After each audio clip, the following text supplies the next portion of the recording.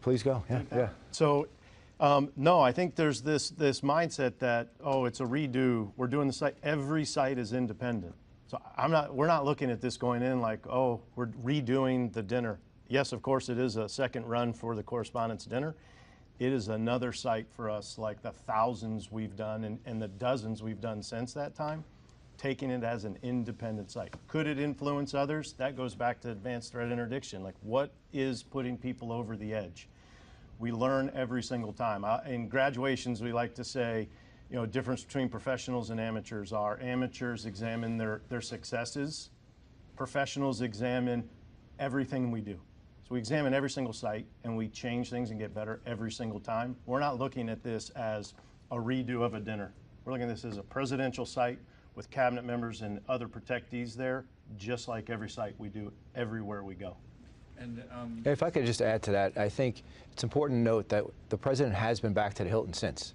We have done massive, major events since. I know some other people have tried to take credit for those events, but we have successfully done major events since then. UFC 250 on the South Lawn, Game 3 at Madison Square Garden, the July 4th fireworks celebration on the Mall. That was an NSSE.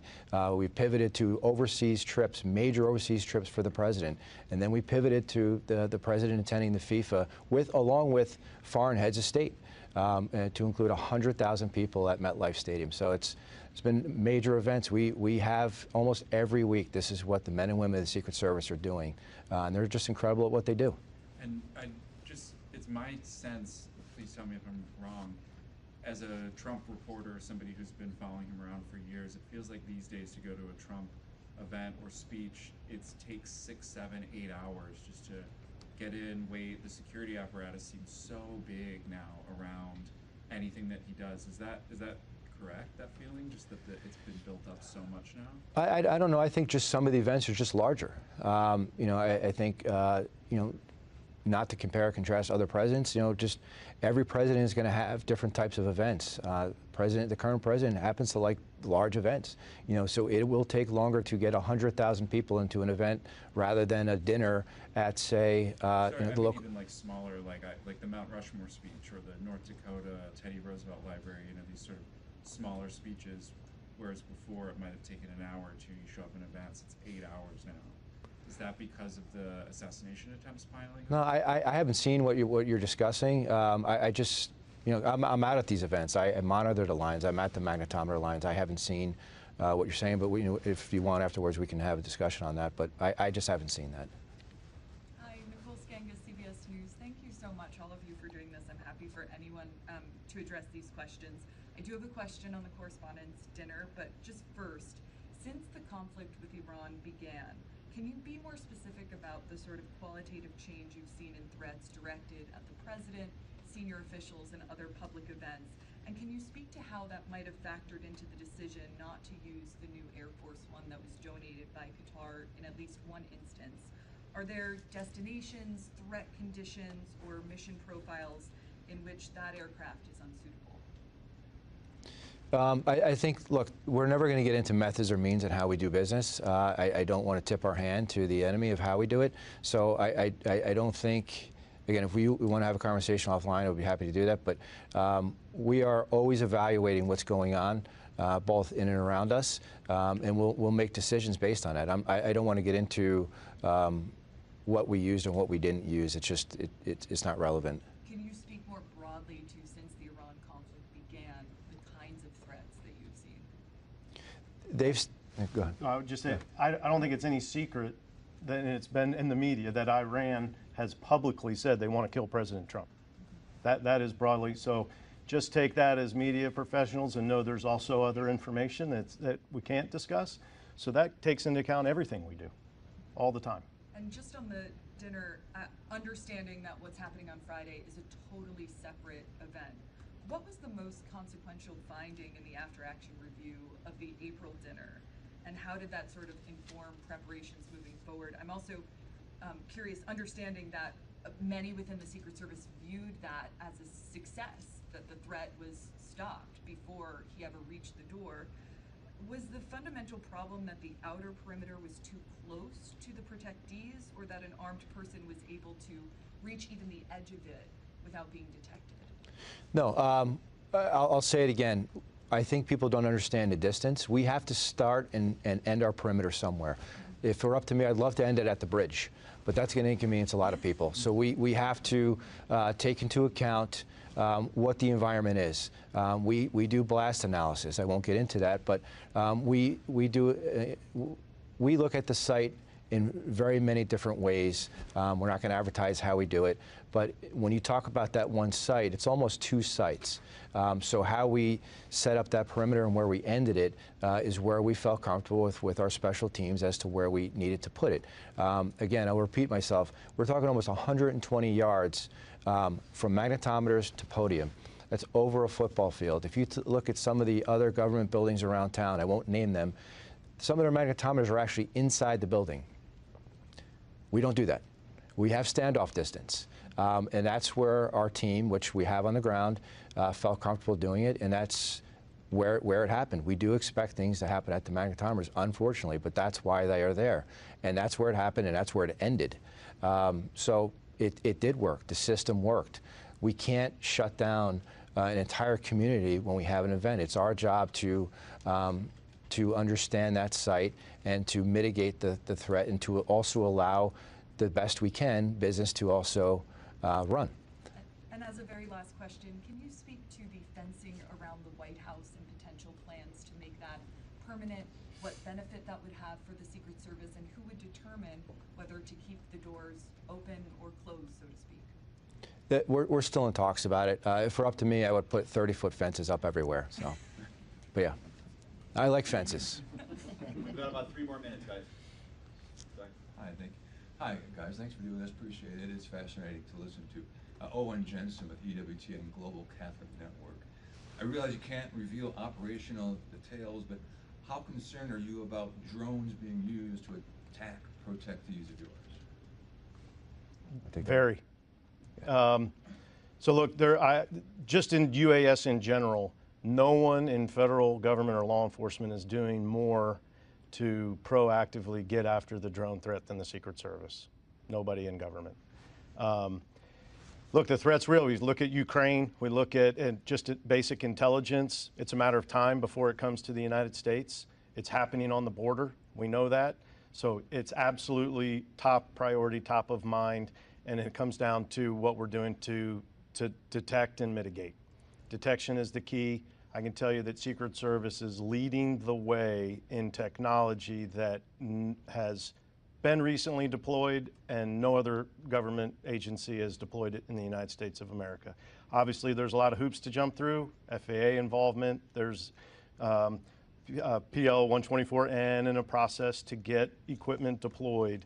But in terms of detection capability and mitigation capabilities, we're leading the way. We're not there yet, but we are leading the way. Just to follow up, I, as others here do, we work at the White House on the North Lawn in those tents there. I'm not going to lie, sometimes you think, there's one of these things coming in at any moment. How safe is the White House from a drone attack?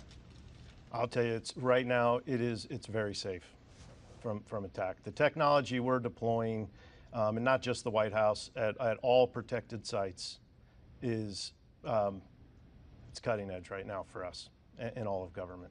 So it's coming. Detection is the key, but you've got to be able to mitigate. And the mitigation technology is what the overall defense industry is really working hard to keep up with new threats. The threat continues to get tougher and tougher. You know, you're talking fiber optic controlled drones now, dark drones.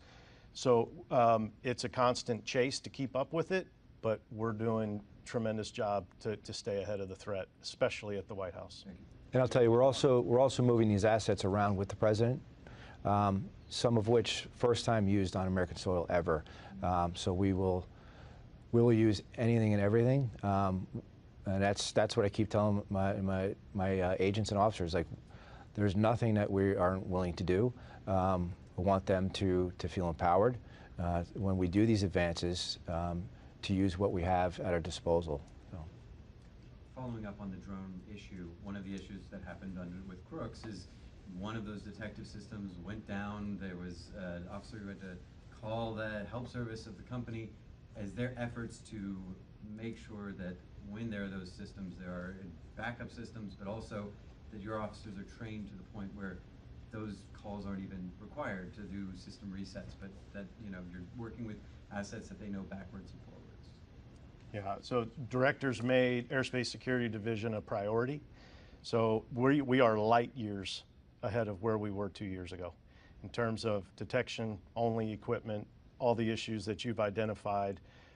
We're putting significant dollars behind robust, they're full teams that go out now. The training, I was at our training center yesterday, training every day, very good technology going everywhere he goes. That particular issue, I'm confident it's not going to happen again with this director. Why was it an issue before? Why was it an issue? I don't think, there's a variety of reasons, and some of it was just deploying the right resources at the right levels, right? At that time, a former president wasn't getting the resources that they potentially should have been getting. I just own it for the Secret Service. That's not happening anymore. Well, and I could also tell you, having been there and knowing and hearing it firsthand, communication, it's critical. We've, certainly improved that. That is critical to me, is something that I, felt and knew firsthand, that we need to be better and do better. Not just us, but with our partners communicating with us. So that, anytime you see we have a major site, we always have a unified command post. We have all our partners are sitting together, communicating. We're all talking. We're all in the same room, ensuring that what one person hears, everybody hears. Director, thank you. Thanks, everybody. Anthony, may I ask for one more thing, please? I'm sorry to do this, but for the benefit of the camera, is it possible to have you tell us about who the likely perpetrators are now, based on this research that you've done, the mental health piece and the fact that they're showing signs, just so we can get that out to our audiences? Sure, absolutely. Our work over the last 25 years in the National Threat Assessment Center of researching attacks targeting government officials, facilities, schools, workplaces, basically all the places that we would be concerned about as an agency, has shown that there is no one specific profile, but we do see common themes in the backgrounds of those attackers. That includes contextual things that are stressors, history of possible mental health issues, maybe paranoia, delusions, hallucination, depression, suicidality, behavior changes, as well as common motives, meaning that by far in all of our research, we see that the most common motive why someone carries out an attack is typically related to a grievance, and that grievance could be focused on a person or an idea or an ideology that becomes a fixation and negatively impacts every aspect of their life, to the point where they want to take revenge, whether they feel they're being persecuted or they feel that they've been wronged, and that is, engaging in violence is the way that they use to solve their issues. And how are you learning about these threats that is different than what you learned before? No longer their handwritten note, but different ways. I can tell you that when I first started with the agency, I won't say how long ago that was, but at one point we created an internet threat desk, and it probably had like 7 people on it. But now with the advent of technology, we do that. For us as an agency, our model is how do we identify individuals so that we can assess and appropriately intervene.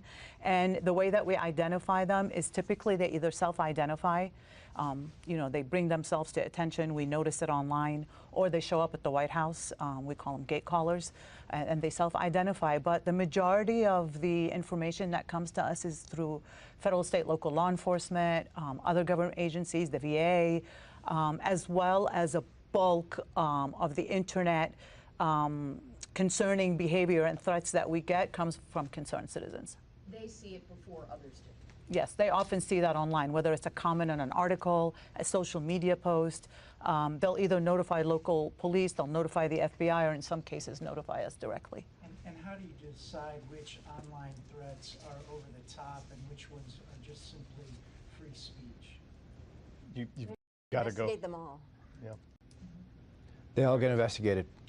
If I could just take a moment just to thank everybody here. This is a rare opportunity for us. As I explained earlier, I'm a pretty private person and quiet, but to be in a room of true professionals, it's great to get our story out there, and for you to report that. I think it's great. It's a good partnership. Just ask for to be fair, because we often don't toot our own horn. Probably should sometimes, but I appreciate everybody giving their time to us today. Thank you. It's really great. Thank you. Say stranger. Thank you. Yeah. Don't be a stranger. Yeah. I was going to say thank you very much. Good to see you, sir.